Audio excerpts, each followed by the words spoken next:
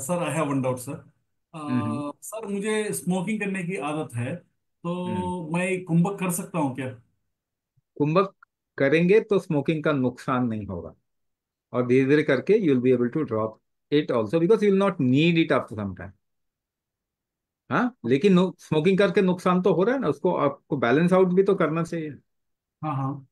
हाँ, तो वो कुंभक आपके लिए तो कंपलसरी होना चाहिए, जो भी स्मोकिंग करते हैं या ड्रिंकिंग करते हैं उनके लिए कुंभक कंपलसरी होना चाहिए, because then they will not, the risk will come down drastically ना। नहीं, रिस्क तो है, लेकिन मतलब क्योंकि मैं स्मोकिंग अचानक मैं छोड़ नहीं पाऊंगा नहीं नहीं नहीं, तो। आपको कुछ भी छोड़ने के लिए हम नहीं बोल रहे। देखो, ओके। अगर अचानक से आप छोड़ देंगे तो आपकी बॉडी को नुकसान हो जाएगा। Okay. Please don't drop it suddenly, ये हम आपको साफ बता रहे हैं। If anybody is addicted to any, even even medicine, medicine देखो, आप तो स्मोकिंग कर रहे हो, that is not a hmm. Big addiction. जो लोग रोज दवाई खा रहे हैं, वो तो बहुत बड़ा एडिक्शन हम्म। है ना, नहीं, वो ज्यादा बड़ा स्मोकिंग एडिक्शन है।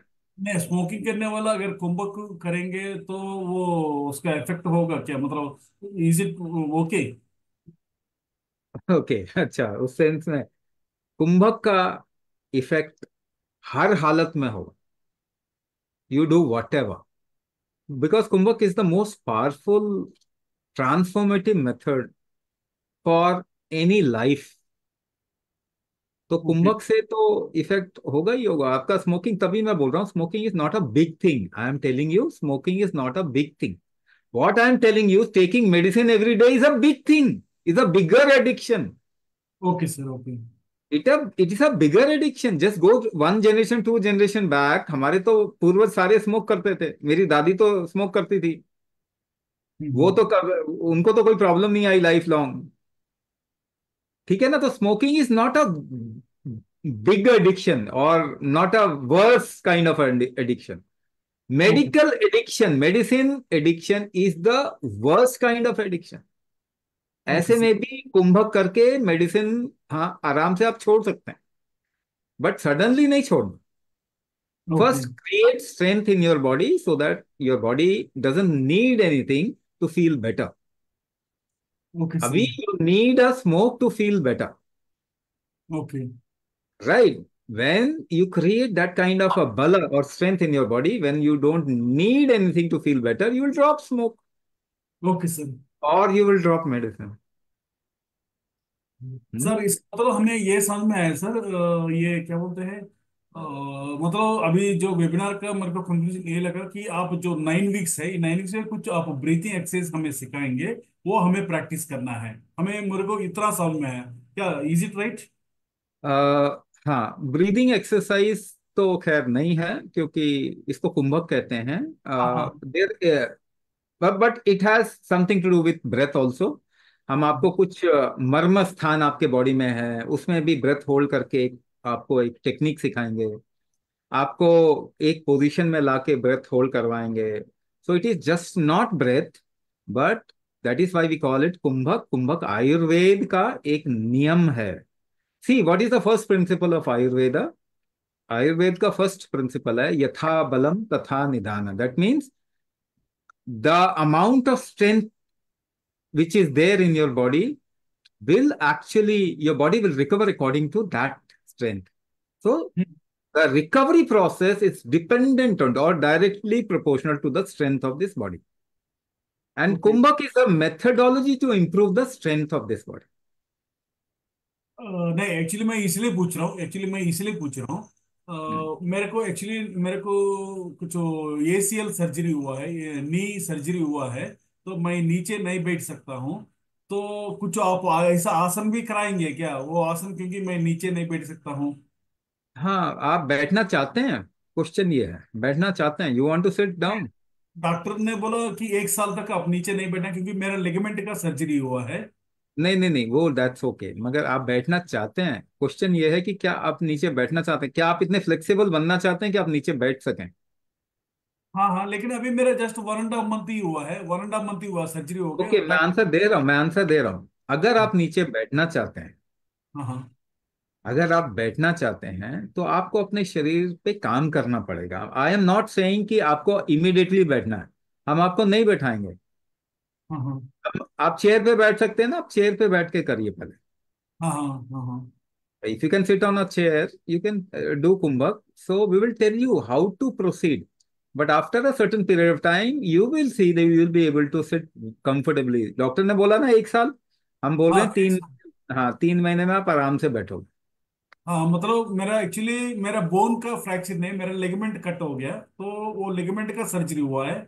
इसलिए मैं बार बार ये भी चीज पूछ रहा था आपसे कि क्या मैं ये प्रोग्राम में ज्वाइन कर सकता हूँ। आप प्रोग्राम ज्वाइन कर सकते हैं, यही मैं बता रहा हूँ कि हम्म। जरूरी नहीं है कि आप अगर नहीं बैठ सकते तो हम आपको जबरदस्ती नहीं बैठाएंगे। हम ओके बोलेंगे आप कंफर्टेबल कैसे, चेयर पे कंफर्टेबल तो चेयर पे बैठ के कुंभक करो। You okay. start with certain procedures and then go towards next step and next step and next step. जो इसमें बिस्तर पे लेट के कर सकते हैं उनको भी हम बता सकते हैं। ओके, इसमें कुछ आप आसन भी कराएंगे क्या इस प्रोग्राम में?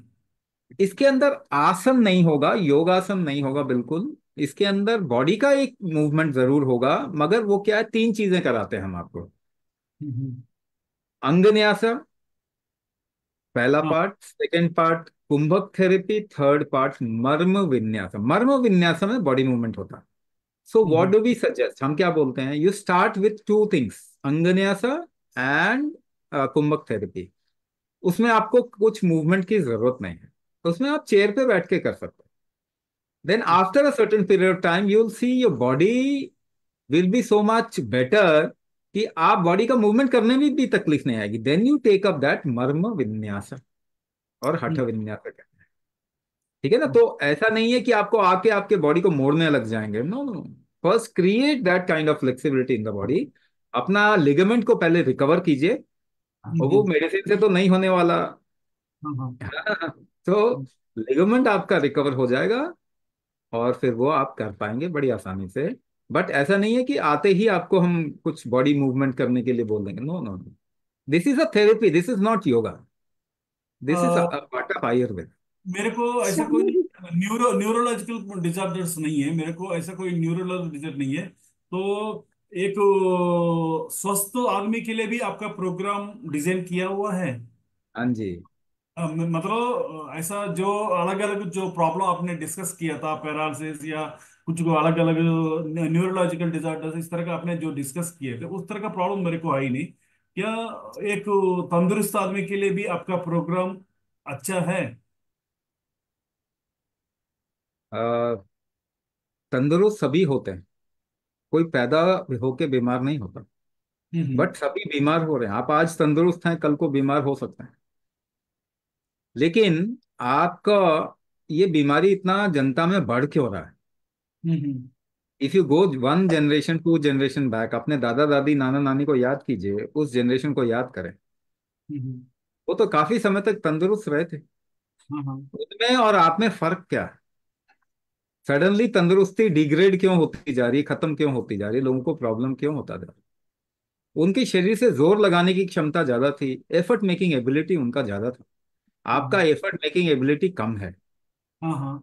श्योर। तो अगर आप एफर्ट मेकिंग एबिलिटी, एफर्ट कैसे लगाते हो, सांस रोक के ही लगाते हैं, तो आप तो कुंभक वैसे ही कर रहे हैं। हम्म। प्रॉब्लम यह है कि आपकी कुंभक कैपेसिटी टाइम के साथ कम होता जा रहा है। अगर उसको मेंटेन कर लेंगे तो आप बीमारी नहीं पड़ेंगे। हम्म। तो अगर प्रिवेंशन की बात अगर आप कर रहे हो तो कुंभक से बड़ा प्रिवेंशन कुछ हो ही नहीं सकता। अच्छा। हाँ जो सर। आप दूसरा प्रिवेंशन बोल रहे हो ना, वो उससे काम नहीं चला आज तक।